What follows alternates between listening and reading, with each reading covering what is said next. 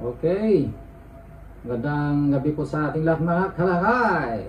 Kumusta ang inyong mga negosyo? Sa mga kasama natin yung mga nagpa-fried chicken, sana ay lumakas na ang inyong negosyo mga kalakay.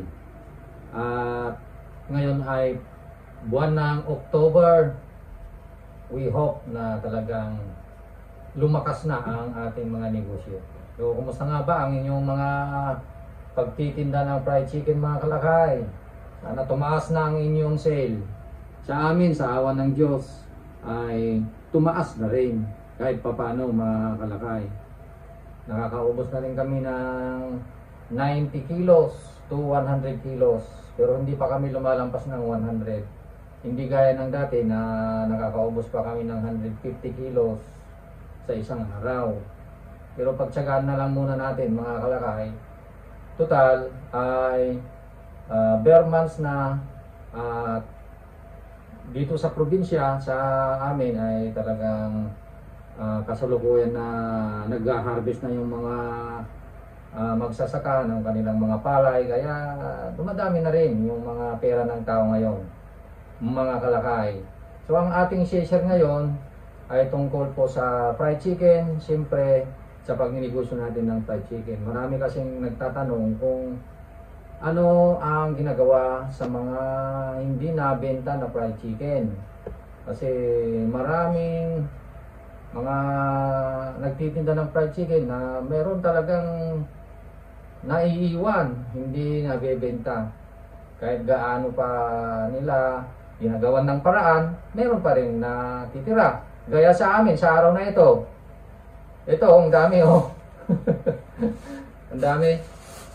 So, ito mga 30 pieces ito na tira na 30 pesos. So, pagkabinta natin ito, nabinta natin ay nagkakahalaga pa ng 900 pesos ito. So, sayang naman.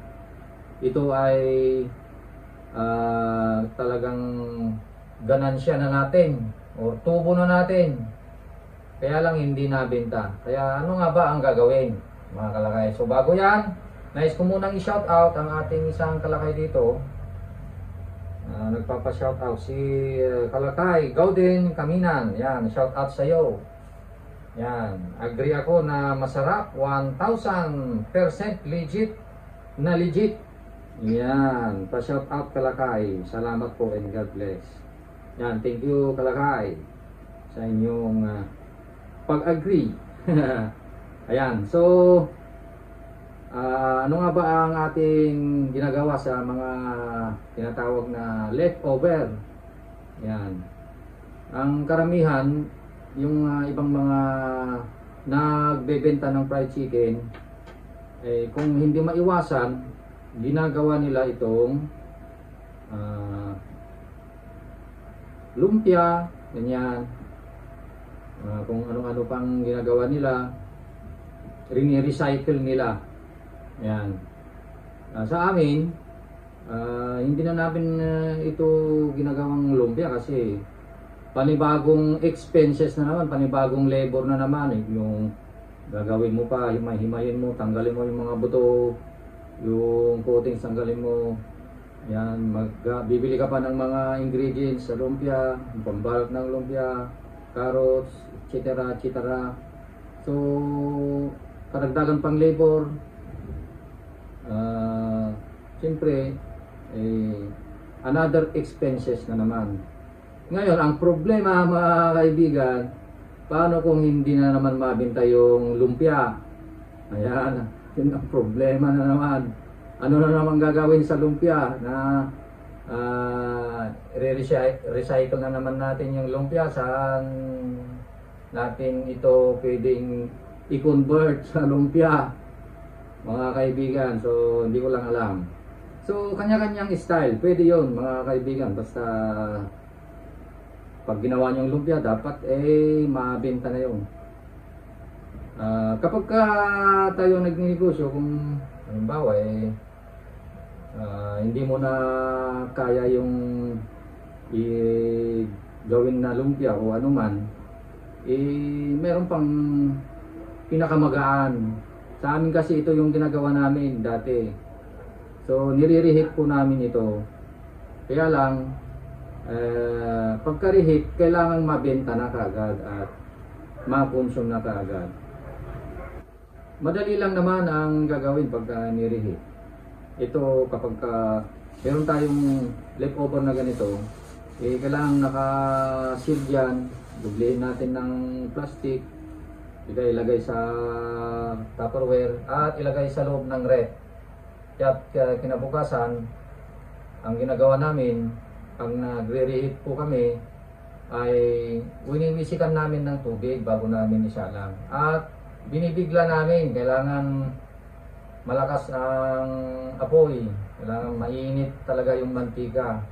Dahil segundo lang ang kailangan na pagpapainit ito. Hindi kailangan mahaba ang pag-reheat kasi ma-overcook, titigas, at lalong liliit, at karaniwan ay mag-iiba ang kulay. Kaya ito ay pagka nag-reheat po kayo ng ganito, wisikan natin ng konting tubig, saka natin isalang sa napakainit na mantika, about 50 seconds lang.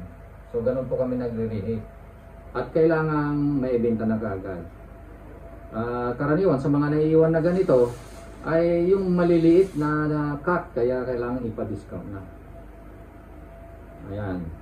So depende yan kung ano po ang inyong diskarte mga kaibigan. So ano man ang ating mga naisip na idea tungkol sa leftover, maganda. Ayan. Ang problema nga lang kapag tayo ay nagsisimula sa negosyong ito, halimbawa ay 5 kilo lang yung nabibenta mo sa isang araw, at nakaiwan ka pa ng mga ganito karami, ito mga mahigit 2 kilo na ito, mga 2.1 or 2.2 kilos na ito kapag sa fresh, pagka hindi pa luto. So yung 2 kilos na yan, magkano na yan? Pagka 160 ang 1 kilo ng manok, mahigit 300 pa rin yan yung bayad ng manok. Kaya pagka hindi natin na ibenta ito, na i-dispose, sayang.